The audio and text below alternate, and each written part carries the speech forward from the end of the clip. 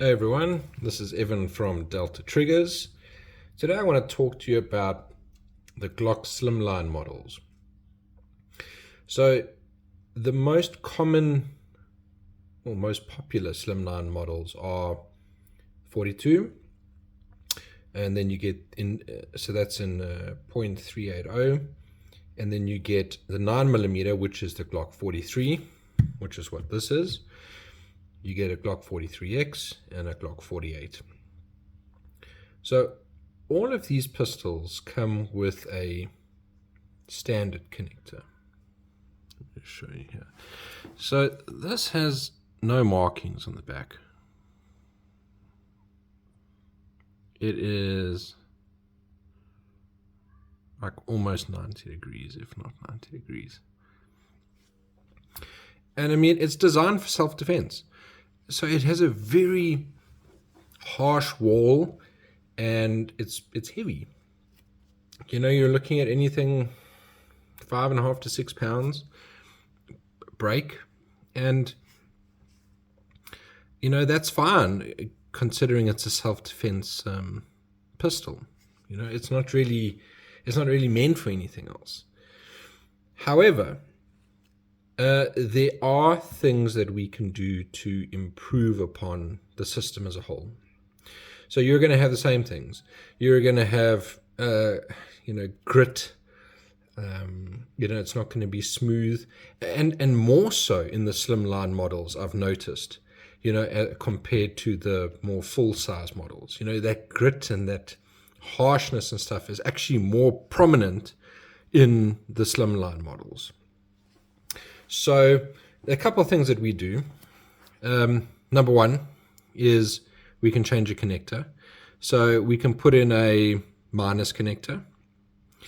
In my opinion, it makes a fantastic difference, but it all depends on how comfortable you are carrying it.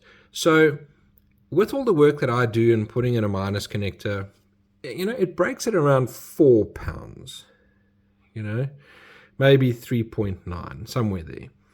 And it's not bad, you can still carry it. I mean, if it's around the 4 pound mark. But some people won't be comfortable doing that, and that's absolutely fine. It just depends on how comfortable you are, how much training you've had with your firearm. So you got to take all those things into consideration. But a couple of things that we also do, obviously, is, all the refinement. This particular one that I'm going to show you now, this is actually a minus connector in here. So it's got all the refinement, slightly different to what I normally do, because I don't modify the housing at all on a slimline. There really just isn't much real estate to do that. And I have done it before. I mean, it didn't really work the way that I needed it to work. When looking at these kinds of things, I mean, reliability is key. You need it to operate a certain way, and there are no shortcuts. So all the magic, other than the refinement of everything, like I normally do in the bar and the connector and everything, a lot of the magic now is in the shoe. So you will have your set screw in the front, which to adjust pre-travel. We've smoothed this out so that you don't have that bump biting into your finger the whole time. And obviously, guys are going to do whatever they want in terms of adjusting this pre-travel. We set it so that it's just taken out a little bit, just to make it more comfortable. You've still got, a fair amount of play in it and so on. But then here's the other set screw. It's now positioned at the back of the trigger shoe. And what that does is that it actually shortens your reset. Like it would basically act as in the same fashion as it would like having the set screw in the back. All right. So all the magic is really in the shoe when it comes to the slim lines. So there's a lot of time and care and precision required to pull this off effectively. Okay, so I just want to put this together. I want to show you, and if you guys don't know the difference, connector that it comes with, it's got no markings in the back, minus connector, and this is not the same minus connector like you would get for Gen 3, 4, 5, whatever. This is a much smaller connector. So you'll see at the back, right there, that little minus, okay, tells you it's a minus connector. And that's Glock OEM. Another popular one in South Africa particularly is TR1. And then we get Ghost. But I mean, I prefer everything OEM, and then I just, refine everything nicely and make it work the way that I wanted to using OEM parts. That's what I like to do. So I'm just going to quickly put this thing together for you, show you how this operates.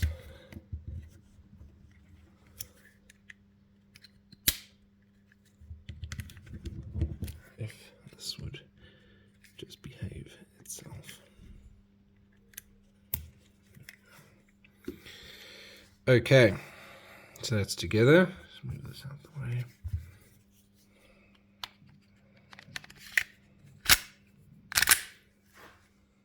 Okay. So this has still got a fair amount of play, as like all the other ones that do. You see that gap kind of determines how far back you can take it. I mean, this is a defensive pistol. Why you would want to take that back all the way, don't know. But this is still a fair amount of play, but it's not so far forward where it just becomes weird, the angle of your finger, depending on how big your hands are. So we got that, and then your brake.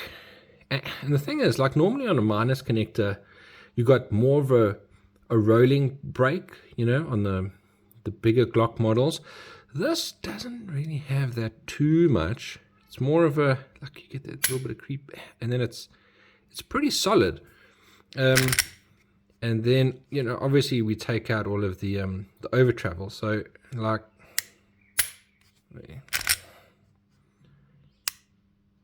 it's pretty quick.